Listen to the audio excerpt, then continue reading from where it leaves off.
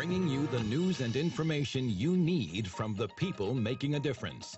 This is Comcast Newsmakers.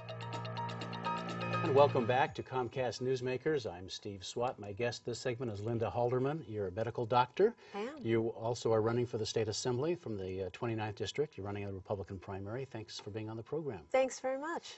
You know, a lot of candidates, when they're first running, they want to go to Sacramento. They want to shake things up. Do you want to shake things up? What do you want to do? I think we could use a few changes. I think that some of the things that have been done have not helped our valley, and I think it's time to try a new way, particularly with a citizen legislator who's never been in elected office before but has a few ideas. I have the perspective of being a small business owner. I have been mugged by overregulation and overtaxation, so I think I can come up with a few other ideas than what we've been doing.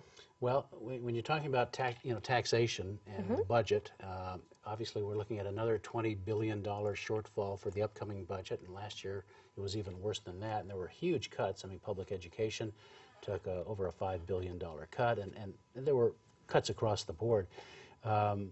If you don't increase revenue, which is a euphemism, I suppose, for a tax increase or fee increases, where do you get the revenue, or do you just do with less? I think it's important to prioritize, and it takes some political courage to say that I do think that prison health care should not be a priority over some of the other things in our budget, including public safety, including fire. I think that is the higher purpose of government, to protect the public. And when we use resources that we don't have for luxuries like Cadillac health care for people who commit felonies, I don't think we're actually serving the people of the Valley. That's a good point, but a lot of times you're hamstrung. For example, on health care, I mean, our prisons are under federal receivership, and so there's this federal mandate that we have to provide this health care. How do you get around that? The mandate is that we do follow the United States Constitution. The Eighth Amendment says we can't use cruel and unusual punishment, but the standard of care that we provide does not have to be a Cadillac. It isn't cruel and unusual punishment to say, why don't we limit benefits to those afforded under Medi-Cal, for example? Why is it we should prioritize prisoners over kids in the state who didn't commit any crimes? I do think that there are ways to cut our budget, particularly in some of the wasteful bureaucracies and some of the commissions, in the task forces. Those aren't serving the needs of our citizens, and those need to be first on the chopping block. As I'm sure you know, there are some budget reform measures that are going through the process that are kind of interesting and different. One would require less than a two-thirds to vote in the legislature to approve a budget, but would retain the two-thirds for a tax increase. What do you think of that? I don't think that's the will of the California voters, but certainly that's up to them in November. I don't think they're interested in making it easier for our state legislature to enact more fees. I don't care what you call them, fees, new revenue. It's all the same thing, and it's taxes.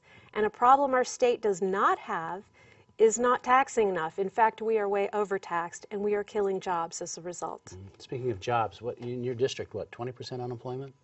Yes, we are in fact, a depression. It's not a recession in the Central Valley. It has been worsened by the fact that manufacturing has been hit hard, and certainly any labor-intensive sector in the Central Valley gets hit worse when we don't diversify our jobs. I think that's a problem with what we've done with overregulation in our state. We've made it much harder for ourselves to recover from this depression. Has it also been true that there has been a lack of diversification? Absolutely. And that needs to be worked on also? Absolutely. We have so much dependence on the construction sector, and when the real estate market was hit, that means that the Central Valley took a worse hit than the rest of the state. And that's a problem. We need to make it friendlier to our businesses. All right. Well, Dr. Halderman, thank you very much for coming by and talking about these important issues. Best of luck with your campaign. Thank you so much. And thanks to our viewers for watching Comcast Newsmakers. We hope to see you next time.